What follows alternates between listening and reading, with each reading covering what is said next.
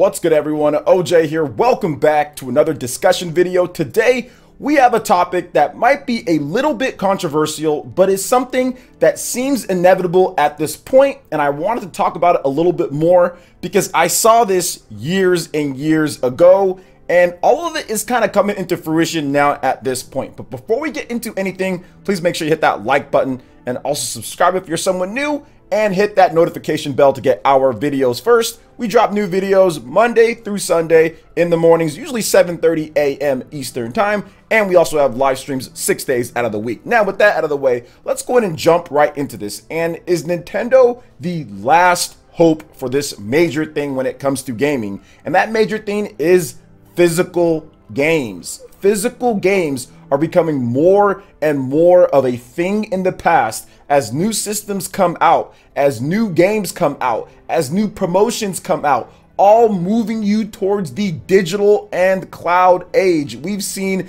these publishers and developers really try to push for digital, and I'll tell you guys the reason why. It's not anything that is super complicated, nor do you need a business master's or anything like that to understand. They make more money when you buy the games digital. When you buy a full price game digital, they make more money. When you go through their digital store for discounted games outside of going to like GameStop or buying it from like Amazon or going somewhere else, they make more money because it's through them. So the push for digital hasn't been super slow. It's been 3 generations in the making, but it looks like they're finally going to close the door on physical after this current generation with the PlayStation 5 and the Xbox Series, because both of these systems, for the first time since the PlayStation Portable, they had like the PlayStation Portable that was like the redesigned one that was all digital. I think maybe there was like an Xbox, but most of the systems for the most part with the main ones have been physical and digital. But this time, both Microsoft and Sony are saying, nope, you can get this all digital system for much cheaper than buying the physical based system. And that has gotten a lot of people to turn away from physical games and go towards digital games. And there's a number of reasons why this is bad, and I'll go over all of those. But before we get into that, in terms of what makes this bad, and of course I'll go over the positives as well, but let's discuss this because I got this idea about talking about this because I discussed it before years ago when I saw some of the things that they were doing with the physical games and how they were kind of taking away real physical games and stuff like that. And I'll discuss how they did that last generation. But I was looking at Amazon and the sales, and it's pretty much all dominated by Nintendo. Like, I was looking at the Amazon bestsellers, and as you guys know, Amazon US, they sell an incredible amount of games when it comes to just software and hardware and all sorts of stuff. Amazon is one of the leading retailers because of the pandemic and because of how much more popular Amazon Prime is. You can just have the game sent straight to you. If you don't have a car, you don't feel like taking the bus, don't feel like being around other people or Uber or whatever, you can just have that game sent straight to your door in many places. So Amazon has become insanely popular for gamers to get their games. And on Amazon, it's pretty much just dominated by Nintendo Switch games all the time. You rarely ever see PlayStation and Xbox games in the top 10, and when you do, they're there for a bit and then they just drop out. So if you look at the most current top 10 right now, excluding the hardware like the Nintendo Switch or controllers or stuff like that, that's always up there, the games by itself, Nintendo's just dominating. The Legend of Zelda Skyward Sword HD, number 1. Number 2, Monster Hunter Stories 2, Wings of Ruin, selling extremely well at this point. Number 3, Mario Golf Super Rush on the Nintendo Switch. That's the top 3 on Amazon at this point. Now, if you look even a bit more, Game Builder Garage, new Pokemon Snap as well, Tony Hawk Pro Skater 1+2 on the Nintendo Switch, The Great Ace Attorney Chronicles as well. By the way, that game's physical on PlayStation 2, and you don't see it there. Also, Doki Doki Literature Club Plus. You got Doki Doki in there doing better than some of these bigger games when it comes to physical sales. Then finally, at number 10, when it comes to games, you see Ratchet and Clank there. So it's incredible just to see how much physical is dominated by Nintendo. And the reason for that is because Nintendo has all of their systems with the Switch that have physical capabilities compared to the Xbox and the PlayStation. If you look at the Japanese sales, software sales for physical in Japan for anything outside of Nintendo is absolutely atrocious. It's selling so bad with software. Pretty much software is just dominated by Nintendo Switch games. 90% plus of the market is all physical Nintendo Switch games. Everything else when it comes to the core dedicated gaming market is just not even really existent at all. Even when you see a PlayStation game get into the top 20 or into the top 30, it's nowhere near. It just gets overshadowed completely by all of the Nintendo Switch games that are doing well. Even with new releases like a Ratchet and Clank or a Scarlet Nexus, they all just get swallowed up by Switch titles. So you can clearly see that physical is on a steep decline when it comes to PlayStation and Xbox. And the Nintendo Switch is probably the last hope when it comes to real physical games, when it comes to preserving physical games, and when it comes to bringing that value with you as you go along. And that's very important to me. Now, I know that's not something that's important to everybody out there, but to me, having a physical game, if you're gonna spend 60 bucks on a game or not even 70 bucks on a game, actually getting the case and the game itself, to me, is very important when you spend that $60 on a game, and having that, because it's not only handled through them. It doesn't just exist in a cloud or just digital only to where they can take that away at any time. You have that game. It's a game that you can hold, and if you want to get rid of it, you can. If you want to let somebody else borrow it, you can. If you want to put it on a different system, you can, without having to do some type of, like, you know, online and put your account on here and there and game sharing and all this different type of stuff. So to me, it's very important for that. I mean, the digital ratios are getting better on the Nintendo Switch. Nintendo is selling more digital games now at this point than they have ever in the history of Nintendo platforms, but that only makes sense because they really were behind when it comes to their digital storefront, and they just recently caught up when it comes to certain things with the last like generation or two, dating back to the Wii with their digital games. But they didn't have full price physical games that you could buy on their digital with the Wii. So really, it's been only 2 generations, and if you count the Nintendo 3DS as well, when it comes to full priced or the biggest games on the platform. So it's something that Nintendo's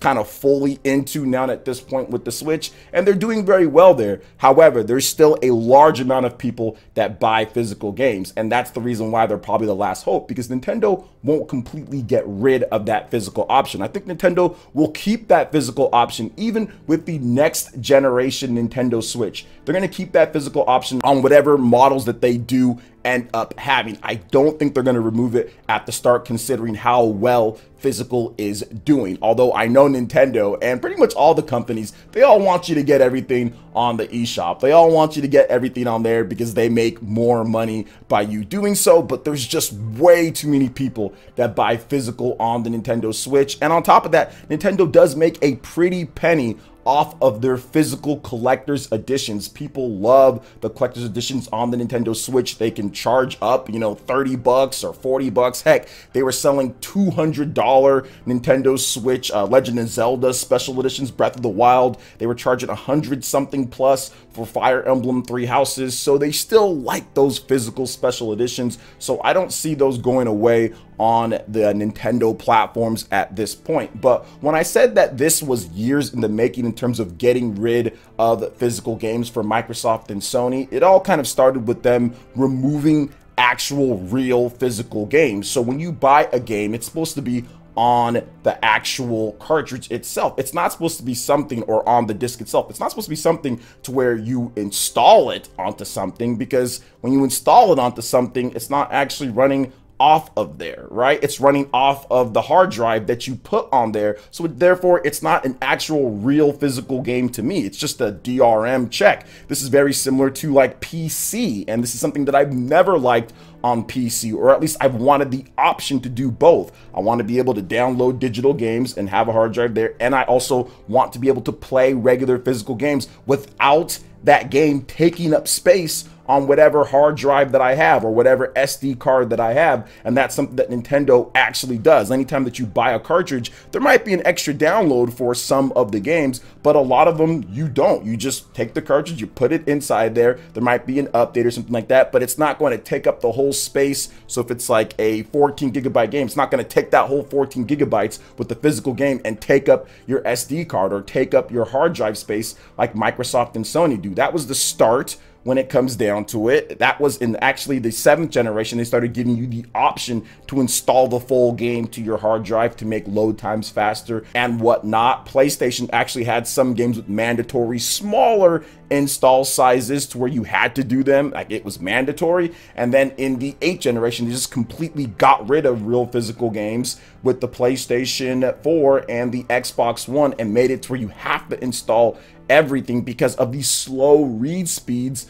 of the disk drives, and they didn't want to develop new tech to make it faster, so therefore you just do that. And now at this point, moving over to the next gen here, or current gen with the PlayStation 5 and the Xbox Series, what they've done now is once again do the same thing, but now what they've done to even intensify it when it comes to trying to get rid of physical games, they've completely removed options for physical on a model of their system that they launched with. The PlayStation 5 is probably the craziest one because with the PlayStation 5 digital versus the PlayStation 5 physical, they removed like a $10 disc drive or something like that and chopped $100 off the price to trick your brain into thinking that you're getting such a big deal when it comes down to it. Oh, they're removing the disc drive. Wow, I got $100 off, but knowing full good and well that they're going to make all of that money back and then some on the PSN being the only place that you can buy games. You can't borrow games from a friend unless you do game sharing, but somebody still has to buy the game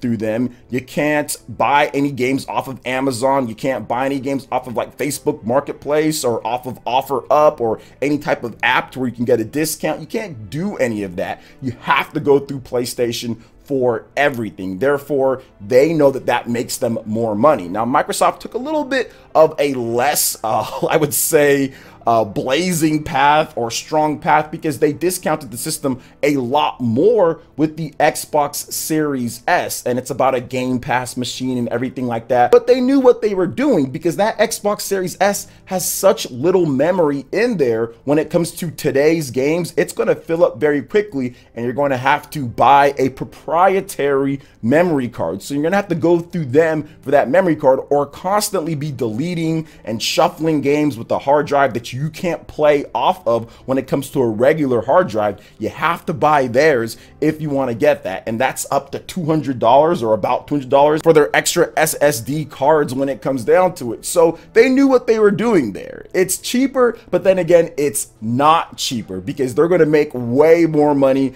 through you going through only them and not going through any other means to get the video games. So that's essentially what's going down there. And I said this before and I'll say it again, I don't like that. I didn't like it when Microsoft tried to do it back in the day with all digital and stuff like that. I don't like it now at this point. And this is, for me, like I said, Nintendo's the last hope for this, and I really hope that people continue buying physical games. I really hope that people continue supporting that because, like I said, I like having value. My Legend of Zelda Breath of the Wild Collector's Edition is worth $500 plus done at this point. I have a bunch of other games that I bought for the standard price or for even way cheaper, like Torn of the Golden Country. I bought that for like $28, and now that's worth well over $150. Xenoblade Chronicles 2, the special edition, and some of the games. So I like carrying that value in terms of things, just in case if I need to sell it one of these days, or just having that value with me in terms of an extra bonus to what I buy.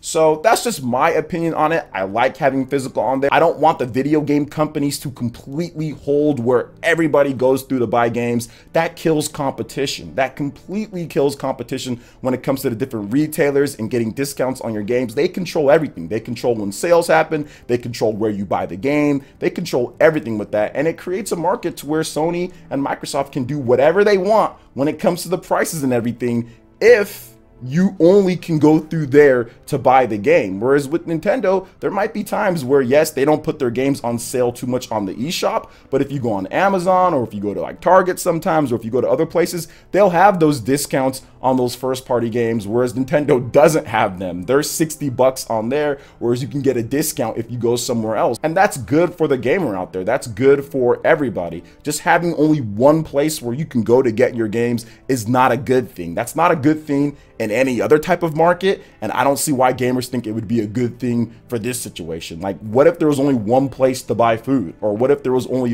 one place to buy TVs, or only one place to buy anything? It creates a choke point on the prices in terms of what they can do, and it creates something to where they can inflate the prices if they want to, or charge whatever they want. And I feel that it's part of Sony's plan with the whole $70 thing and removing digital PSN cards for their first party games on Amazon and not sending them to GameStop. They want to funnel everything through them. But this is something that I've talked about before, and it does seem like this will be the absolute last generation for physical games when it comes to Microsoft and Sony. But hopefully Nintendo can keep that going based off of how well they're doing so far. But we have to wait and see. But what are your thoughts on this, guys, when it comes to it? Let me know in the comment section below. All right, guys, that wraps it up for this video here. Check out the links in the description. We've got Twitter. Go and give us a follow on there. Stay up to date on all the latest gaming news and information. Also, make sure you like, comment, and subscribe, and share this video if you can. Thank you guys so much for watching, and we'll catch you for the next one.